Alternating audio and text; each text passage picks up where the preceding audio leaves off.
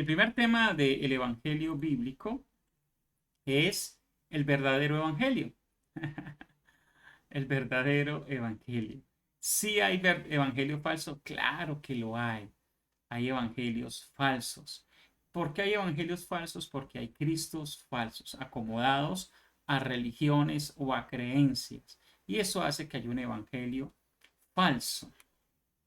Religión versus evangelio. Así como el peor enemigo de Coca-Cola es Pepsi porque se le parece, la religión viene a ser el peor enemigo del evangelio porque es lo más parecido al evangelio. El evangelio tiene un Cristo verdadero, la religión tiene un Cristo falso o semifalso, con cosas verdaderas pero con cosas que son mentirosas. Así que es necesario nosotros entender la base de lo que es el evangelio. Así que, ¿qué es el evangelio? Si alguno de ustedes sabe qué es el evangelio y lo quiere poner allí en los comentarios, lo puede hacer. Voy a dar una definición, pero usted puede darnos otra definición de lo que piensa que es el evangelio. Primero, la definición más simple y básica de lo que es el Evangelio significa buenas nuevas o buenas noticias. Ese es como el significado básico de lo que es el Evangelio, una buena noticia. Pero esta buena noticia tiene que ver con el nacimiento de un rey. Se daba cuando nacía el hijo del rey, un príncipe, y se daba esta buena noticia, el Evangelio. Así que el Evangelio es dado o nace a causa de Jesucristo, la venida de Jesucristo, el Emanuel, Dios con nosotros, Dios que nace para el hombre, corrijo, Jesús que nace para el hombre, porque nace la parte humana y viene a darnos esta buena noticia.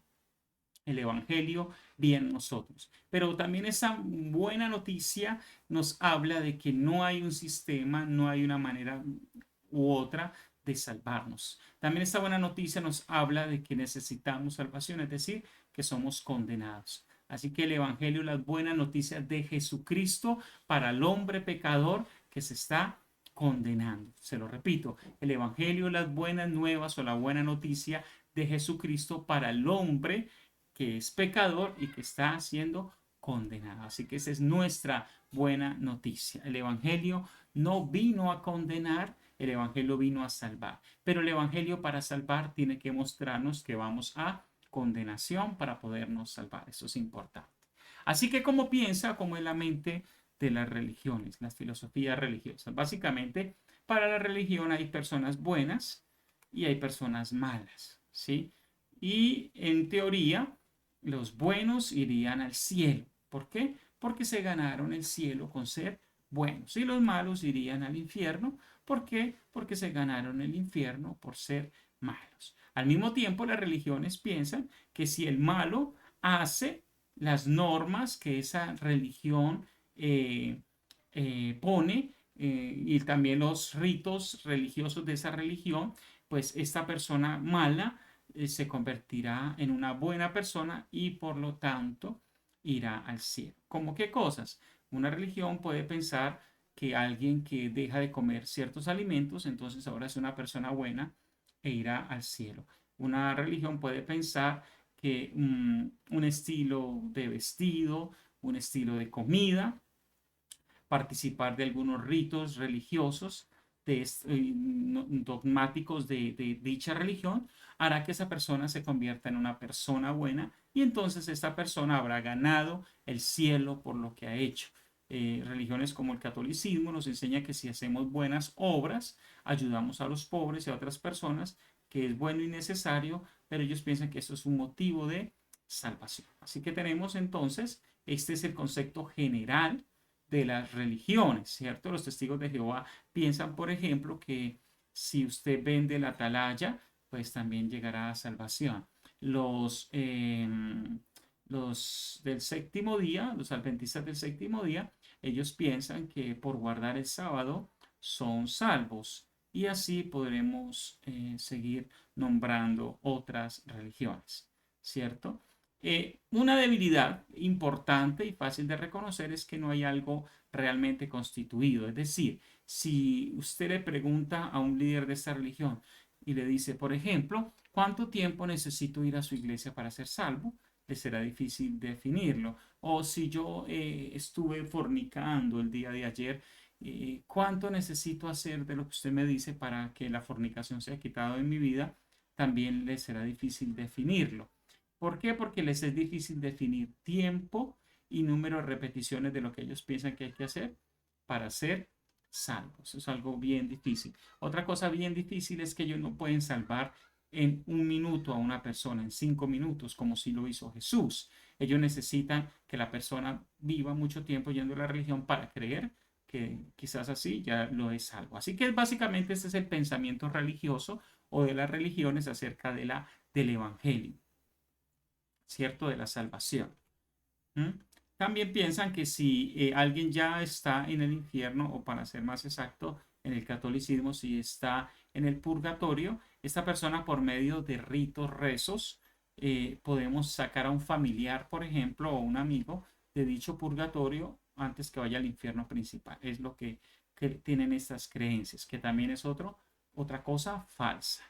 ¿Y qué piensa el Evangelio? El Evangelio, en vez de pensar que hay personas buenas y personas malas, el Evangelio dice que todos somos malos. Todos hemos pecado, todos tenemos una naturaleza pecaminosa, somos vendidos al pecado, nuestra carne nos pide pecar. ¿Ok? Eso nos dice el Evangelio de Jesucristo. Y como todos somos malos, todos merecemos el infierno. Eso nos enseña el Evangelio de Jesucristo. Y eso, lógicamente, es una mala noticia. ¿Mm? Es una muy mala noticia. Hasta ahí no parecería una buena noticia. Pero recuerde, este Evangelio de las buenas noticias de Jesucristo debe saber por qué es una buena noticia. Y para saber la buena noticia debemos saber cuál es nuestra realidad. Y nuestra realidad es que todos somos pecadores. Entonces, al ser pecador, no voy a poder salvarme por mí mismo y voy a necesitar un Salvador. ¿Ok? Y este Salvador entonces podrá llevarme al cielo, no por mí mismo, sino por Él, no por mi santidad, que no la tendría, sino por su santidad, no por mis obras, sino por su obra redentora en la cruz y la resurrección que Él hizo. Al mismo tiempo, si yo he creído en el Evangelio de Jesucristo, tendría que tener una vida nueva, ser una nueva criatura, haber nacido de nuevo y por lo tanto empezar un cambio bastante relevante en mi vida, donde ya no practicaría el pecado. ¿Ok? Entonces ahí está esta diferencia. La religión piensa que buenos y malos, hombres buenos y malos. El Evangelio piensa que todos somos pecadores, que todos somos malos. En la religión se piensa que tú te puedes autosalvar por medio de sus ritos, por medio de hacer ciertas prácticas de esta religión, tú vas a ganar dicha salvación. En el Evangelio creemos que solo podemos ser salvos por medio de Jesucristo, que es el Salvador verdadero. Y eso básicamente es lo que vamos a estar justificando en este primer tema. Lo primero, todos somos pecadores. Todos somos pecadores. Romanos 3, 10 y 11 dice, como está escrito, no hay justo ni aun uno, no hay quien entienda, no hay quien busque a Dios. Entonces, no hay nadie, desde Adán hasta el último hombre, que no haya pecado, que no haya buscado el pecado. No hay nadie que por sí mismo quiera buscar a Dios. ¿Ok? Va a necesitar la ayuda de Dios. No hay nadie que pueda decir yo soy justo. Y aquí donde erran los hombres, porque las personas que piensan que son justas por sí mismas basan su justicia en su propia ley. ¿Sí? Se lo voy a poner así. Es como si usted manejara su carro, su moto, y hiciera sus propias normas de tránsito, donde no hay que parar, donde la velocidad máxima son 150 kilómetros por hora. ¿Sí? Entonces, hace usted sus propias normas de tránsito y dentro de sus propias normas de tránsito, pues usted nunca infringe las normas de tránsito porque las hace adecuadas a su manera de manejar.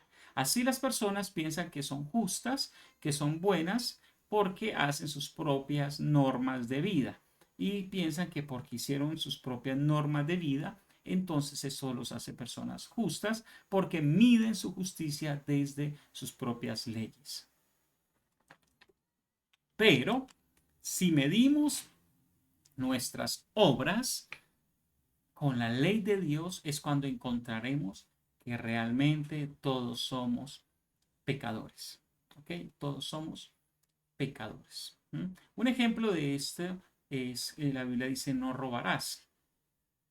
Y usted puede decir, pastor, yo nunca he robado un banco, no, no me he robado mucho, pero quizás usted se ha robado una moneda de 50 pesos, quizás usted se robó un lapicero en la escuela, un borrador, quizás usted hizo algún tipo de robo.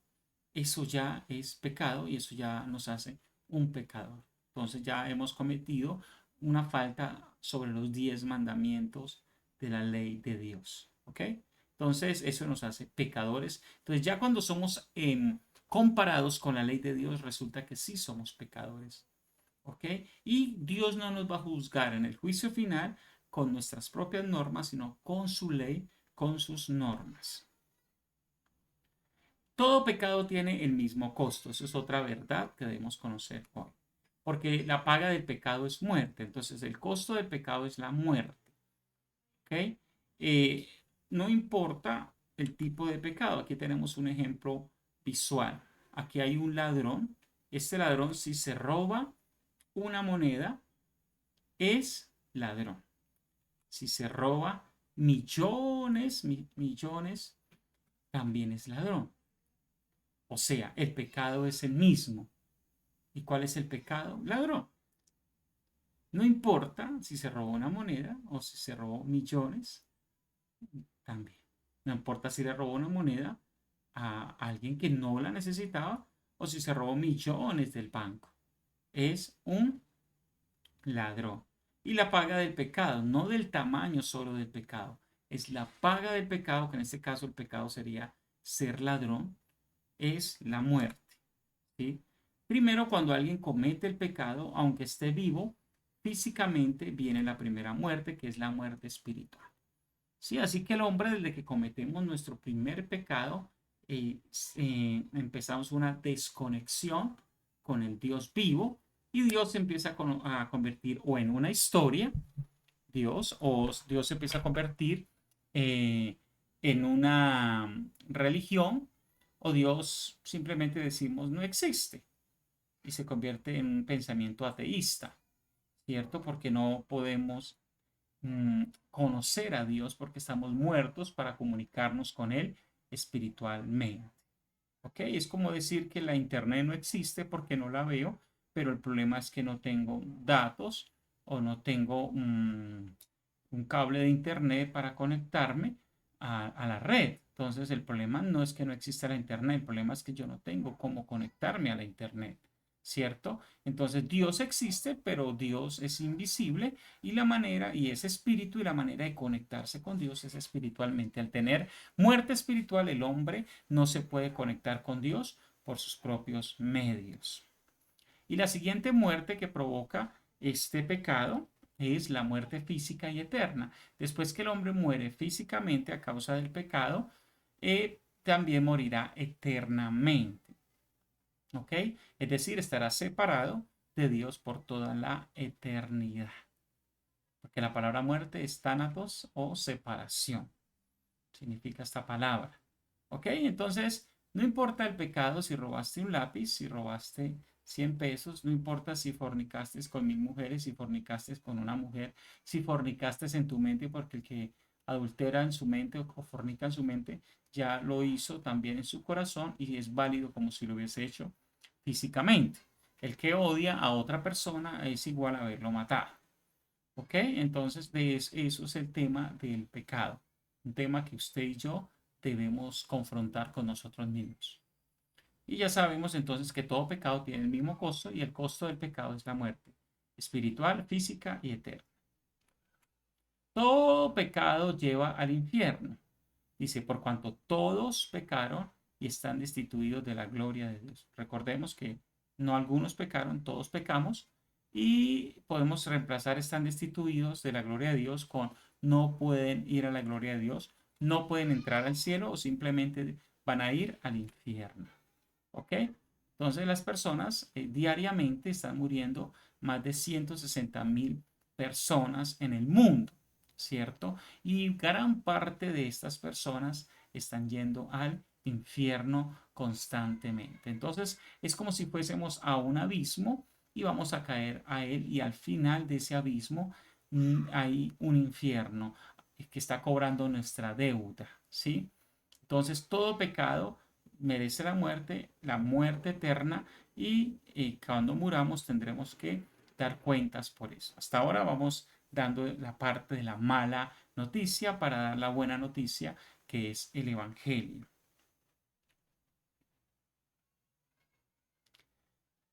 Nadie se puede autosalvar. Bueno, aquí quiero leer uno de los comentarios acerca de lo que es el Evangelio. Me parece bien interesante.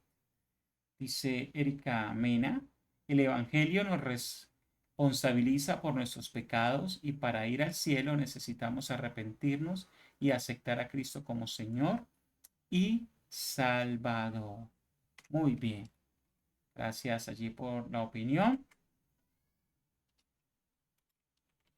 Entonces, el otro concepto, nadie se puede autosalvar.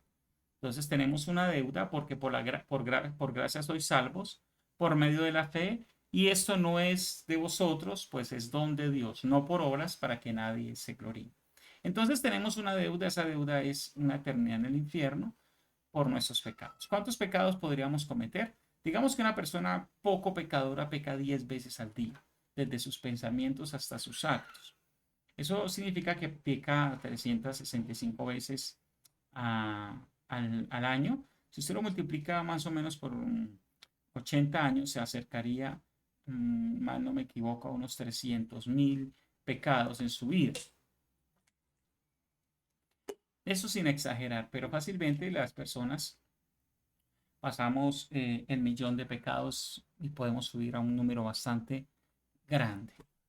Eh, ¿Cómo haríamos nosotros para pagar por todos esos pecados? Y cada uno de esos pecados es grandísimo. Es como si usted hubiese estrellado un carro que cuesta 1.000 millones de pesos.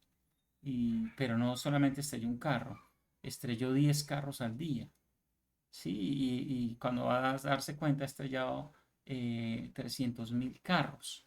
Y cada carro vale 1.000 millones de pesos. Entonces usted dice, wow, ¿cómo hago para pagar esos carros? Ya no puedo pagar, la deuda es insuperable para mí.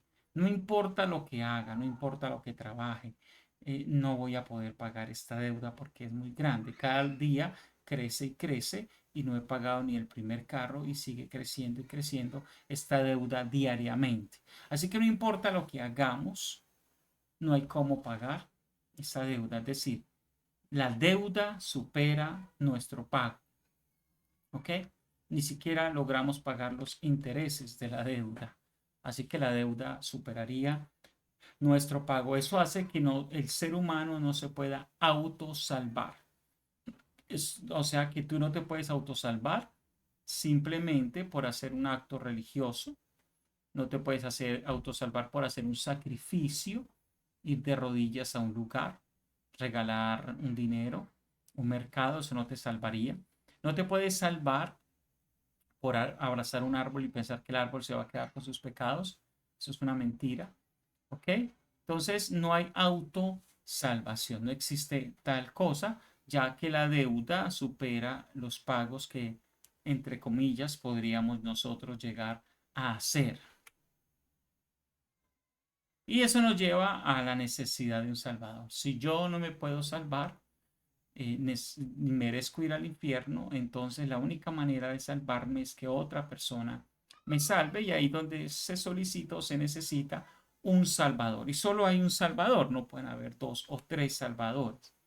Dice Hechos 4:12, y en ningún otro hay salvación, en ningún otro, porque no hay otro, vuelve a aparecer, no hay otro nombre bajo el cielo dado a los hombres en que podamos ser salvos. Solo en Jesucristo podemos ser salvos. No hay dos salvadores, no hay un San Pablo, no hay un San Pedro, no hay una Virgen, solo Jesucristo salva. No hay una religión, no hay un pastor, no hay un cura que te salve. Solo Jesucristo salva. ¿Ok? Esto es bien importante. Entonces, la religión no sirve, sirve Jesús. Cuando hablamos de una iglesia cristiana, estamos hablando de una iglesia que predica el Cristo de la Biblia, ¿sí? No por simplemente porque dice cristiana afuera. Incluso pueden haber iglesias de mi propia denominación, si se salen de la predicación bíblica, no significa que sean cristianas, ¿ok? Solamente Cristo salva. Por eso cada iglesia debe ocuparse de predicar al Cristo de la Biblia para considerarse una iglesia de sana doctrina. El verdadero evangelio necesita un verdadero salvador y ese verdadero salvador debe nacer sin naturaleza pecaminosa. Y eso es importante. Entonces, hay un concepto que está equivocado y lo quiero decir para que usted sepa cuál es el error. Es una doctrina católica que enseña que el hombre nace con un pecado natural. O sea, el hombre ya nace como si hubiese cometido pecado, ¿cierto? Pero hay otra doctrina que nos aclara bíblicamente qué es esto. Realmente no es que el hombre nace con un pecado, sino que el hombre nace con una condición de pecador. ¿Ok? No es que haya cometido pecado desde que nació, pero sí nace con una condición dada al pecado que se conoce como la naturaleza pecaminosa del hombre. Por tanto, el Señor mismo, dice Isaías 7:14, os dará señal, he aquí, la Virgen concebirá y dará a luz un hijo y llamará su nombre Emmanuel. Entonces, para que Jesucristo sea el Mesías, debía de nacer sin esa naturaleza pecaminosa. Para que naciera sin esa naturaleza pecaminosa, él debía nacer de mujer virgen. Eso usted lo tiene que tener bien claro. Así que la naturaleza humana la pone María, la naturaleza divina la pone Dios. Y esto hace que Jesús nazca como el segundo Adán. Adán nació sin una naturaleza pecaminosa. Al pecar, obtuvo naturaleza pecaminosa y la transmitió a los hombres. ¿Ok? Pero Jesús debía nacer sin esta naturaleza. Primero a los Corintios 15:45. Así también está escrito, fue hecho el primer hombre, Adán, alma viviente, y el postrer Adán, hablando de Jesús, espíritu vivificante. Por eso se le conoce como el segundo o Adán o el postrer Adán.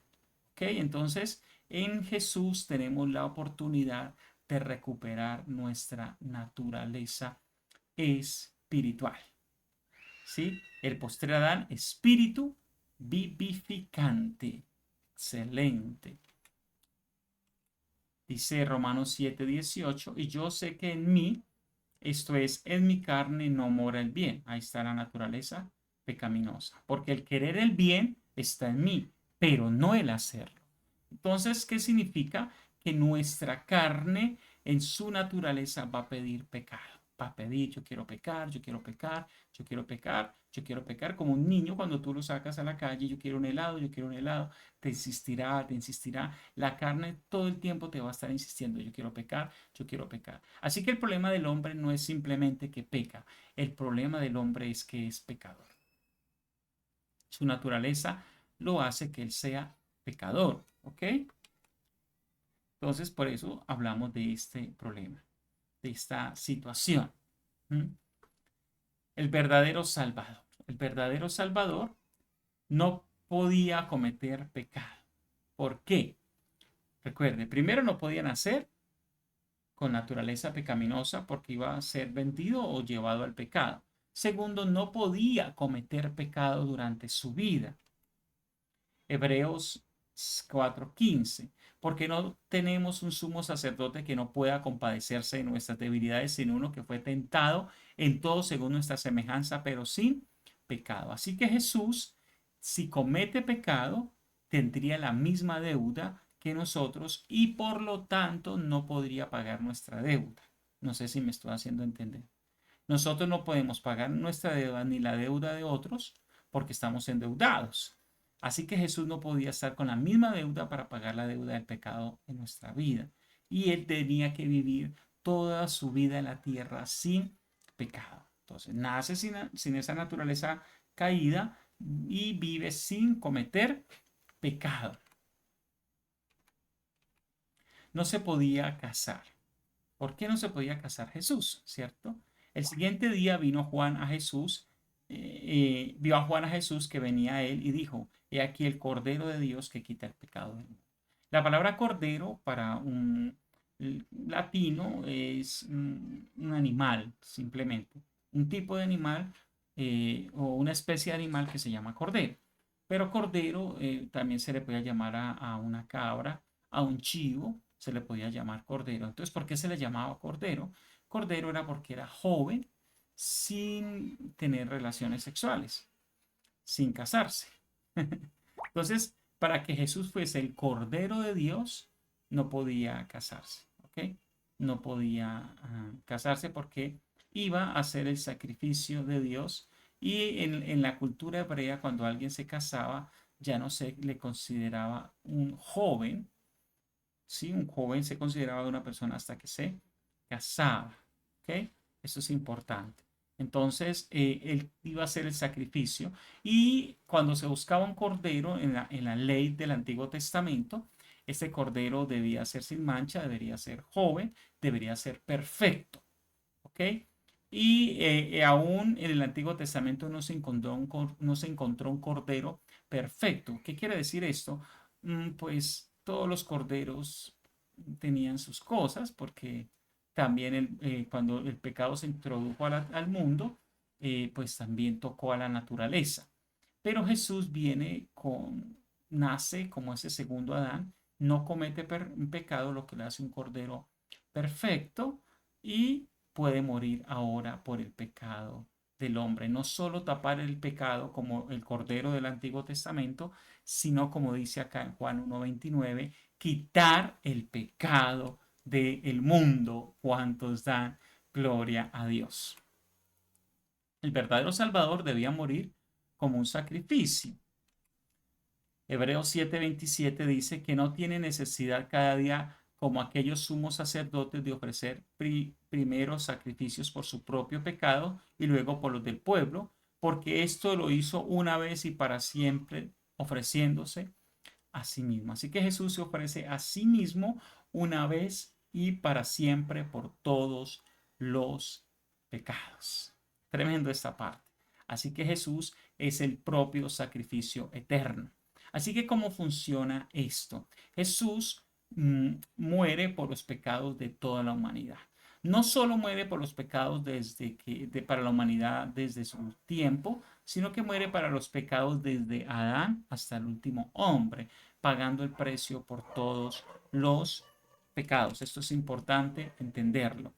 Y los que sacrificaron por su pecado en el Antiguo Testamento, el animal o el cordero que ellos sacrificaron, les tapaba el pecado, pero no se lo quitaban. Ellos iban al seno de Abraham y esperaban allí. ¿Qué estaban esperando? Que el sacrificio perfecto, que es Jesucristo, se manifestara. Jesús entonces muere por los pecadores, desciende a lo más profundo, saca las almas del seno de Abraham, las lleva al paraíso y todos los del Antiguo Testamento vienen a ser salvos por el sacrificio de Jesucristo. Todos los que sacrificaron por su pecado, para ser mucho más claro, todos los que sacrificaron por su pecado. Y luego de Jesús, todos los que nos hayamos arrepentido y clamado para que Él quite nuestro pecado, Él quitaría nuestro pecado para salvarnos. ¿Ok? Espero que esto lo podamos entender, digerir. Él es el sacrificio entonces perfecto que quita el pecado del mundo, tanto de los del Antiguo Testamento como de los del Nuevo Testamento. El Salvador verdadero debía resucitar. Dice, al cual Dios levantó, suelto los dolores de la muerte, porque por cuanto era imposible que fuese retenido por ella. Recuerde, la deuda del pecado es muerte, que es condenación. Quiere decir que cuando un pecador muere, la muerte lo retiene porque tiene una deuda de pecado. Así que Jesús muere por los pecados del hombre, pero resucita porque no tenía pecado. Como Jesús no tenía pecado, aleluya, la muerte no lo puede retener. La muerte le es imposible retenerlo y él tiene que resucitar a causa de que no tenía pecado. Recuerde, muere por mi pecado o por los pecados del mundo, pero resucita porque no tenía pecado. Aleluya. Y eso lo hace el Salvador. No encontrarás otro ser humano que pueda resucitar por cuanto no tuvo pecado en sí mismo. Por eso no hay un Salvador, no hay un Siddhartha Gautama, no hay un líder religioso que muera y resucite sin pecado. No hay un hombre que se proclame tan bueno, sino que todo ser humano, por más bueno, por más líder religioso que sea, va a morir y no va a resucitar postreramente solamente aquellos que Jesús resucite por su gracia, pero no van a resucitar porque hayan sido buenos y sin pecado en sí mismos. ¡Wow! Así que esto te garantiza, escúchame, que Jesús es el Salvador. ¿Qué te lo garantiza? Nació de mujer virgen, sin naturaleza pecaminosa, vivió sin pecado y resucitó garantizándole que no tenía pecado. Todo esto lo hizo por nosotros. El Evangelio verdadero o el verdadero Salvador debía cumplir más de 300 profecías para que fuese el Salvador. Entre esas profecías estaba su nacimiento, su muerte, su vida, donde había de nacer, la muerte de los niños, habían más de 300 profecías que Jesús debía cumplir como Mesías y las cumplió todas. Si Jesús no cumple una de las profecías, no sería el Mesías. Y eso es bien importante. ¿Ok? Jesús tenía que cumplir todas las profecías. Y nos vamos a las conclusiones. ¿Cuáles son las conclusiones? El Salvador no podía ser pecador, pues tendría la misma deuda. Importante. Entonces, ningún otro hombre puede salvar, ningún líder religioso puede salvar, nadie que inventó una religión puede salvar. ¿Por qué? Porque tiene la misma deuda de pecado que todos los hombres. Pero Jesús puede salvar porque no tiene esta deuda. El Salvador debía de cumplir más de 300 profecías para ser dicho Salvador. Aleluya. El Evangelio es verdadero porque tiene el único Salvador verdadero. Si el Evangelio no tuviese a Jesucristo, no sería verdadero. El Evangelio es verdadero porque puede salvar por medio del Salvador verdadero. Y por último, si se predica un Cristo parcial o totalmente falso, ese Evangelio es falso. Simplemente tendremos una religión más en el mundo, pero no tendremos el Evangelio. Así que las iglesias no son las que demarcan o las que dicen que tienen la verdad o las iglesias no compraron la verdad. Las iglesias debemos sujetarnos bíblicamente al Cristo verdadero para poder predicar la verdad de su evangelio verdadero. ¿Ok? Muy bien, espero que haya sido de mucha bendición esta palabra.